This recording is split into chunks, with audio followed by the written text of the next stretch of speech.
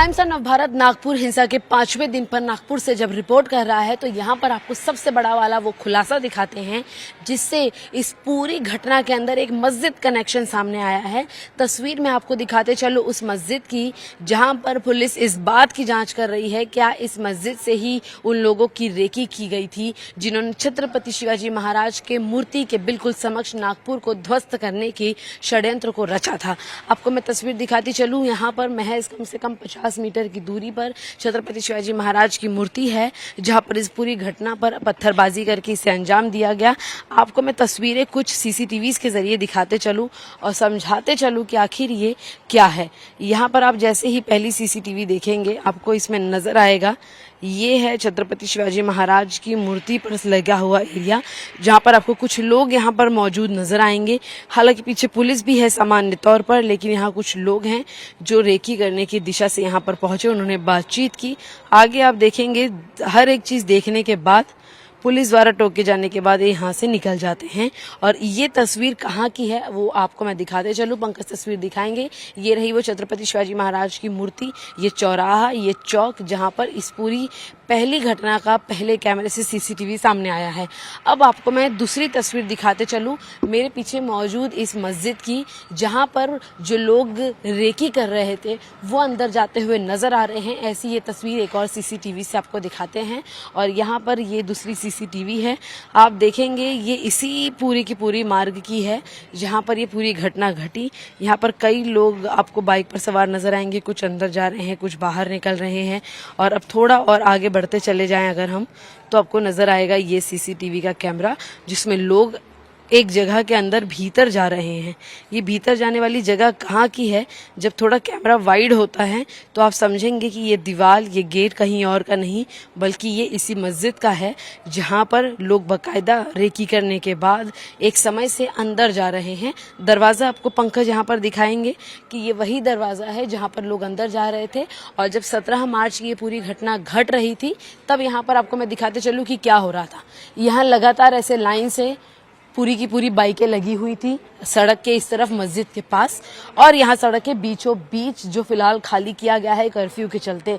अब यहाँ पर लोगों का कहना ये है कि वो यहाँ पर नमाज अदा करने के लिए पहुंचे थे, लेकिन जिसे नमाज मस्जिद में अदा करनी है वो बाहर क्यों इतने लंबे समय तक इंतजार करेगा, ये सवाल उठता है कि आखिर इन लोगों को छत्रपति शिवाजी महाराज की मूर्ति के पास जाकर उस पूरे एरिया के चक्कर लगाने की क्या जरूरत पड़ी। और जितने भी लोगों ने चक्कर लगाया है वो सब दोबारा से इसी मस्जिद के अंदर घुस रहे हैं जहाँ पर लगातार हम कोशिश कर रहे हैं पहुंचने की, लेकिन किसी भी तरीके का संपर्क यहाँ पर अंदर मौजूद लोगों द्वारा नहीं किया जा रहा है। और इसीलिए यह पुलिस की इन्वेस्टिगेशन के कई सारे पहलुओं का एक और एंगल है कि क्या रेकी करके इस पूरी घटना को अंजाम दिया गया, क्योंकि नागपुर से ही आने वाले महाराष्ट्र राज्य के मुख्यमंत्री देवेंद्र फडणवीस का भी यही कहना है कि ये पूरा षड्यंत्र पहले से रचा गया, ये एक प्री प्लान्ड दंगा है और इसे अंजाम दिया गया। तो क्या छत्रपति शिवाजी महाराज, मराठा पूरी की पूरी स्मृति के सबसे बड़े दैवत माने जाने वाले शिवाजी महाराज के समक्ष बिल्कुल इस पूरी घटना को अंजाम देने का कार्यक्रम मस्जिद के अंदर हुआ? क्या मस्जिद ने लोगों को पनाह दी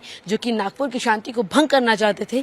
इस मामले की जांच में फिलहाल पुलिस जुटी हुई है और ऐसे कई सीसीटीवी कैमरा को निकाल कर इन लोगों की शिनाख्त की जा रही है कि क्या ये यहाँ के लोकल रहवासी हैं, किसी से इन्फ्लुएंस्ड हैं, और इनकी पहचान करके इनसे पूछताछ करने की प्रक्रिया भी शुरू की जा रही है। पंकज गुप्ता के साथ शिवानी मिश्रा, टाइम्स ऑफ भारत के लिए नागपुर से। चिटनीस पार्क चौक पर जहां पर पूरे दंगे को अंजाम दिया गया था वहां पर मौजूद मस्जिद के ताले को फिलहाल खोल दिया गया है, जो कि दंगे होने के बाद से फिलहाल इस पर ताला लगा हुआ था, बंद था। और यहां पर लगातार कर्फ्यू का सिस्टम अभी भी जारी है और इसीलिए लोगों को आज अंदर नमाज पढ़ने की इजाजत नहीं है। महज चंद कुछ लोगों को जो पहले से इसके अंदर मौजूद हैं असीमित आंकड़े के साथ, उन्हें ही नमाज पढ़ने दी जाएंगी। कुछ लोग हमारे साथ जुड़े हैं, इनसे बातचीत करेंगे कि आप लोग हमेशा यहीं पर नमाज पढ़ने आते हैं? जी हाँ। जी, क्या नाम है आपका सर? मेरा नाम शाहनवाज खान है।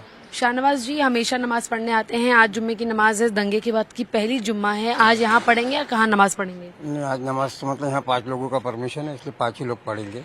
अच्छा। और हम अपनी नमाज घर में पढ़ेंगे। अच्छा, अंदर कौन से 5 लोग मौजूद है जो नमाज अदा करेंगे? में एक इमाम है, 2 मौजन है और 2 पड़ोसी लोग हैं। अच्छा, वो अदा करेंगे। इससे कोई दिक्कत, आपको कोई परेशानी? नहीं, कोई परेशानी नहीं है। जो है प्रशासन का जो हुक्म है उसको तो पालन करना ही पड़ेगा। अच्छा। हाँ, ऑर्डर की वैसे धारा लगी हुई है और ऊपर से लोग इसलिए नहीं आ रहा है इधर में क्योंकि रोड ब्लॉक किया हुआ है। तो उसकी वजह से भी लोग नहीं आ रहा। और लोगों को भी मालूम पहले से, मतलब जिस दिन से बंद हुआ है उसी दिन से मतलब लोग आ ही नहीं रहे यहाँ पर जी। नमाज के लिए। आपका क्या नाम है? अब्दुल कादिर। कादिर, ये बताइए कि आप भी हमेशा यहीं पर आते हैं नमाज अदा करने के लिए?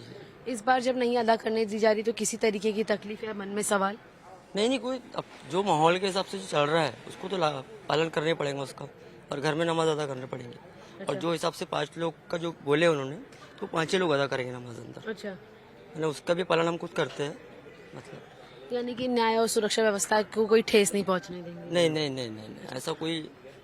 कई ऐसे भी लोग हैं जिनका कहना है कि रमजान का पाक महीना चल रहा है तो लोगों को अंदर आकर अनुमति देनी चाहिए थी, कुछ और भी लोगों को अनुमति मिलनी चाहिए थी, हालांकि वो नहीं मिली है, तो इससे नाराजगी भी है। नहीं, नाराजगी का सवाल नहीं है। जहाँ मतलब खुला है, अगर इतना है तो मतलब वहाँ पर भी जाके नमाज पढ़ सकते हैं, अपनी नमाज घर में भी अदा कर सकते हैं। क्योंकि ऐसा ये टाइम कोई हमेशा का नहीं है। ये कल खुल जाएगा, फिर नमाज पढ़ लो, जुम्मा तो और आएंगे। बिल्कुल। हाँ, बस इतना है कि रमजान का जो जुम्मा है वो साल में जो है, साल में सिर्फ 4 जुम्मे आते हैं रमजान के, ये मतलब महत्व के होते हैं। तो इसका थोड़ा सा खेद हाँ, उसका खेद रहता है कि हमको नमाज मतलब के साथ तकरीर वगैरह भी होती है, वो सुनने को नहीं मिलेगी। उसके ऊपर जो बयान होता है रमजान के ऊपर में, माहौल जो बनता है वो माहौल नहीं बनेगा ना। जी, क्या कह रहे हैं? जो माहौल बनता था हर बार, जो रमजान का जो माहौल रहता था ना, वो खत्म हो चुका है। तो उसका अफसोस है बहुत कि मतलब इस बार ऐसा नहीं हुआ, और जो भी कुछ हुआ है वो अच्छा नहीं हुआ। अमूमन यहाँ पर कैसे मनाते हैं फिर? मतलब जुम्मे की जो नमाज होती है उसको अमूमन किस तरीके से मनाया जाता है? मनाने का उसमें नहीं है मैडम, उसमें मनाते नहीं है। वो जैसा कैसा रहे कि तकरीरें होती है, तकरीर में कुछ सुनने को मिलता है रमजान के बारे में, प्रवचन जो होता है वो प्रवचन होता है। समझे? बहुत बहुत शुक्रिया हमसे बात करने का। फिलहाल आपको मैं तस्वीरें अंदर दिखाते चलूँ कि अंदर चुनिंदा वो 4 से 5 लोग मौजूद हैं जिन्हें इजाज़त दी गई है अंदर नमाज अदा करने की, जिसमें इमाम भी मौजूद हैं। और साफ तौर पर देखिए, ये एक शांति का मैसेज भी देने की कोशिश है कहीं ना कहीं कि लोग कर्फ्यू के कानून का उल्लंघन नहीं कर रहे हैं और पूरी तरीके से प्रशासन के साथ चल रहे हैं। उनका ये कहना है कि महज जितने लोगों की परमिशन दी गई है उतने लोगों को ही अंदर नमाज अदा करने दी जाएगी। बाकी जो रोजाना यहाँ पर आते थे नमाज अदा करने के लिए, वो अपने घरों में जाकर नमाज अदा करेंगे और शांति की जो स्थिति उसमें कोई खलाल नहीं डालेंगे। हालांकि उन्हें इस बात का भी खेद है कि जिस तरीके से तकरीर यहाँ पढ़ी जाती थी, जिस तरीके का माहौल रमजान के दरमियान होता था, वो इस बार उन्हें नहीं देखने को मिलेगा। लेकिन ये एक संदेश देता है कि किस तरीके से प्रशासन जगह पर बरकरार है। और लगातार आपने यहाँ पर अंदर मस्जिद की तस्वीरें देखी, लोगों की बातचीत भी सुनी है। मैं आपको एक बार फिर से दिखाते चलूँ कि अभी भी यहाँ पर जो चारों तरफ का इलाका है, इसे घेराबंदी करके बंद किया गया है, रोका गया है। पुलिस यहाँ पर आपको नज़र आएगी जो कि नमाज के एंट्री पॉइंट के लिए जब जहाँ लोग जाते हैं वहाँ से मौजूद हैं। ये मस्जिद का वो टर्निंग पॉइंट है जहाँ से लोग बाहरी आसपास के इलाकों से यहाँ पर पहुँचते हैं। तो ये साफ तौर पर कहना गलत नहीं होगा कि जिस मस्जिद के सामने इस पूरे दंगे को अंजाम दिया गया था, फिलहाल वहाँ पर लगातार 5 दिनों से ताला था, जिसे आज जुम्मे की नमाज पर खोला जा रहा है। लेकिन गुजारिश यही है कि जो 4 से 5 अंदर लोग मौजूद हैं सिर्फ वही नमाज अदा करेंगे, जो लोग बाहर से आ रहे हैं उन्हें यहाँ से वापस लौटाया जा रहा है, घरों को रवाना किया जा रहा है।